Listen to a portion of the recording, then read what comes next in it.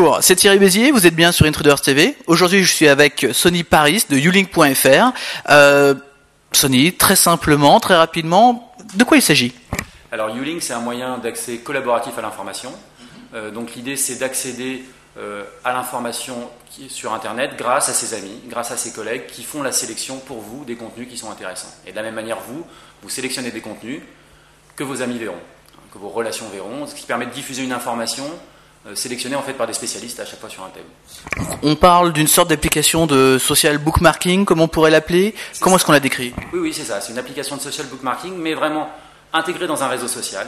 Donc ce qui est important dans Ulink, c'est ça, c'est le flux des suggestions que vous envoient vos amis et le flux de leur sauvegarde. En fait, et vraiment le côté réseau social est très mis en avant dans l'application. Alors, en pratique, comment ça se présente? Il s'agit d'un plugin, il s'agit d'un endroit où on peut justement faire ses recommandations. Je suis un utilisateur, comment je fais? Alors, c'est d'abord une application web. C'est-à-dire il y a un site web sur ulink.fr, YOLINK. On se connecte, on a son espace personnel, et dans son espace personnel, on voit toutes les sauvegardes faites par ses amis.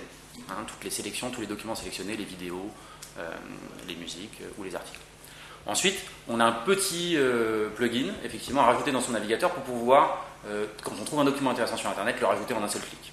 Et donc en un seul clic, on va pouvoir partager un document avec ses amis, le sélectionner, le garder pour pouvoir le retrouver plus tard. Et on va pouvoir aussi dire ce document, je veux le lire plus tard. Voilà, en un clic, je dis ça, c'est-à-dire pour la prochaine fois, et Ulink vous prévient après pour vous dire vous avez choisi ce document, vous pouvez le relire. Alors, c'est intéressant. D'où est venue cette idée? Alors, la problématique d'Internet aujourd'hui, c'est qu'il y a énormément de documents. On est face à une vraie augmentation du nombre de documents, et on a besoin de remettre de l'humain au cœur de la sélection des documents. Donc l'idée, c'était ça, c'était de dire comment face à cette augmentation de documents, je peux avoir une information spécialisée, pointue pour moi. Voilà. Et donc Ulink, c'est un peu la réponse humaine face à cet afflux d'informations pour éviter des moteurs de recherche en fait, qui soient uniquement des robots. Parce qu'après, avec Ulink, ce qu'on fait, c'est qu'on agrège toutes les sauvegardes de tous les utilisateurs pour en faire un moteur de recherche collaboratif. Alors, sur le marché, en France en particulier, il y a quelques acteurs, comme par exemple Youno, mais qui s'y prend d'une autre manière, ou d'autres. Aux États-Unis, on pense à Delicious, à Magnolia, etc. Comment est-ce que vous vous différenciez de ces gens-là?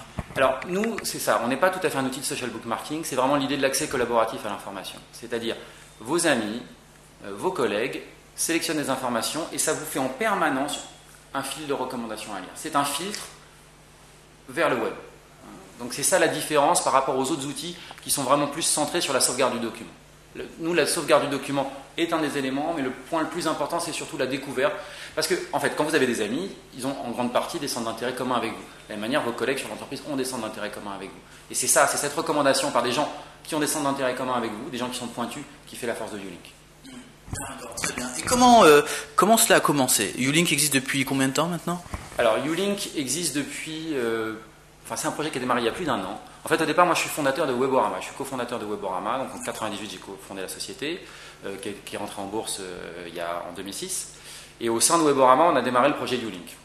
C'est un projet qui a pris de l'ampleur, que je pilotais. Et finalement, on a décidé qu'il lui fallait ses propres moyens. Donc, c'est devenu une spin-off, une société indépendante qui a trouvé des financements. Et donc, on a lancé le projet de cette manière. Donc, c'est un projet qui a été développé à partir de fin 1996. Une première version... Alpha est sorti en 97 et là maintenant on est vraiment en 2007 pardon. Et là maintenant on est vraiment dans une solution qui commence à bien tourner et on va lancer une solution professionnelle par contre payante pour les entreprises à l'expo Web 2.0 de Berlin le 20 octobre. Très intéressant, une expo qu'on couvrira évidemment. Alors c'est intéressant, il y aura une version pour les professionnels. Qu'est-ce que le professionnel va pouvoir y trouver et que va-t-il pouvoir faire? Alors nous notre point de départ c'est de dire que l'entreprise c'est un peu le premier réseau social. On est tous membres de l'entreprise. L'intérêt, c'est de pouvoir suivre ce que font les collaborateurs de l'entreprise, quels sont leurs centres d'intérêt, sur quoi est-ce qu'ils travaillent en ce moment. Ça permet de faciliter la diffusion d'informations, ça permet de communiquer aussi de manière très simple avec des petites annonces, des petits messages au sein de l'entreprise, parce qu'il y a des petits systèmes de messagerie très légers qui sont intégrés. Et ça permet d'archiver aussi, là pour le coup, la partie conservation de l'information est très importante. Archiver, retrouver l'information. Donc c'est un peu ça l'idée du système en entreprise. Avec l'idée aussi en entreprise qu'un bon document, c'est un bon document qui soit dans l'intranet ou qui soit sur Internet. Et donc on va pouvoir indexer très simplement comme ça des documents où qu'ils soient. Alors aujourd'hui, Ulink a besoin de quoi? D'utilisateurs, de fonds, de business partners, de professionnels? De quoi vous avez besoin? Alors aujourd'hui des fonds, on a fait une première levée de fonds en juin, donc on a des fonds pour travailler. On recherche essentiellement des sites, notamment on travaille avec des sites médias. En ce moment, on a l'Express qui a inséré les codes Ulink, ZDNet aussi a inséré les codes Ulink. On est en discussion avec l'équipe, avec un peu tous les grands acteurs médias pour leur donner des outils aussi pour que leurs lecteurs puissent se passer les documents, les enregistrer, parce qu'on veut aiguiller les internautes vers des contenus qui les intéressent. Et donc naturellement, on est là aussi pour aider les éditeurs de sites à diffuser leur contenu auprès de leur lectorat, auprès des amis de leurs lecteurs. C'est un peu l'idée que dès que quelqu'un a repéré un bon contenu, eh ben, il va le diffuser à tout son réseau. D'accord. Alors, on parlait de plugin tout à l'heure. Par quel autre moyen je peux partager des documents également? Après, vous pouvez aller directement sur le site. Il y a toujours la possibilité, sans le plugin, de rajouter un document dans votre espace. Simplement, le plugin facilite la tâche. D'accord. Ça ramène à un simple clic et ça va beaucoup plus vite. Vous pensez également à des solutions mobiles, par exemple? Oui, alors on a une version de Ulink pour l'iPhone, qui est extrêmement efficace, qui permet pour l'instant la consultation des documents. Et là, on est en train de mettre en place la solution qui permettra très facilement, justement à partir de son iPhone, dès qu'on trouve un document intéressant, de l'enregistrer ou de le marquer à lire pour plus tard. Eh bien, je vous propose de tout de suite regarder cette version iPhone. Ouais. Donc Sony, ici on a un iPhone, une version iPhone. Est-ce que vous pouvez un petit peu nous commenter cette expérience utilisateur sur iPhone? Oui, alors le principe est tout simple, ça c'est mon espace personnel, et là j'ai le flux des derniers événements qui sont passés dans mon réseau, et notamment des dernières sélections d'articles faites par les personnes que je connais, avec en jaune des articles qu'on a envoyés spécifiquement pour moi, que des amis m'ont envoyés spécifiquement, donc je peux aller les consulter, je peux évidemment les enregistrer en un simple clic, et j'ai un système de messagerie aussi, sur lequel je peux voir les derniers messages que j'ai reçus, par exemple sur le système. Alors, c'est un système pour être tenu informé comme ça très simplement. On peut aller naviguer dès qu'on a 2 minutes, on peut comme ça voir des choses intéressantes. Voilà, je peux consulter, j'ai un petit système de messagerie très basique. C'est ça c'est les gens de mon réseau, ça c'est quand moi j'écris un message, ça c'est quand quelqu'un m'envoie un message. Et surtout sur iPhone, une des choses qui est problématique, c'est de... évidemment, sur iPhone, une des choses qui est problématique, c'est de surfer, par moment de taper des URL et de se souvenir. Alors là, évidemment, on embarque avec soi toutes les sauvegardes qu'on a faites, et évidemment, plus ou moins, quand on arrive à cliquer, vous avez raison, j'aurais peut-être dû me connecter sur le Wi-Fi. Hop. Et donc, par exemple, là, je peux récupérer toutes mes sauvegardes que j'ai enregistrées par mots-clés. Donc là, à travers un nuage de mots. Donc, je peux aller voir, par exemple, toutes mes sauvegardes sur la publicité, hop, tac, et je pars et ça va me donner tous les résultats. Voilà. Et je vais pouvoir, comme ça, très simplement surfer. Je vais arrêter. D'accord, très bien. Voilà.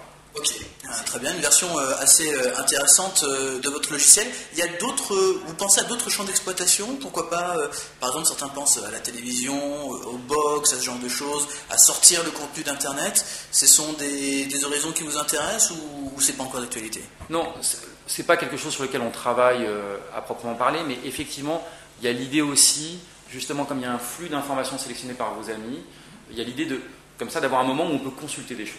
C'est-à-dire, on n'est pas en mode participatif, on est juste en mode où on consulte, on regarde, et notamment, par exemple, pour les vidéos, on peut les consulter, si elles sont sur Dailymotion ou sur YouTube, on peut les consulter directement à partir de son interface. Ce qui fait que quand on est dans Ulink, on peut directement consulter du document, voir des vidéos. Vous avez des projets d'expansion également, sur d'autres langues, sur d'autres marchés, d'autres secteurs? Oui. On a plusieurs versions internationales qui sont en cours de développement. On a sorti une version américaine ulink.us et on va sortir très prochainement les versions en italien, en espagnol et en portugais. Comment vous comptez toucher ces marchés? Ils ont vraiment des points en commun avec le nôtre ou le partage est quelque chose qui se fait facilement? Alors, le marché américain est en avance, donc on va surtout attaquer le marché américain par notre offre professionnelle. Alors que sur les marchés espagnols, portugais, brésilien, italien, on va plus utiliser l'offre grand public. Un recrutement donc plus traditionnel et normal. Oui, c'est ça, tout à fait. Et notamment, en passant par des sites et par des webmasters, parce qu'on va fournir des outils aux webmasters pour qu'ils puissent inclure leur sélection ou des outils pour avoir sa propre communauté en tant que webmaster de gens qui choisissent des documents. Sony Paris, merci beaucoup pour tous ces détails sur Ulink. Nous allons pourquoi pas le tester très prochainement sur Intruders TV et pour donner une opinion. En tout cas, merci de nous avoir partagé avec nous toutes ces informations-là. Merci à vous de m'avoir reçu. Merci, au revoir.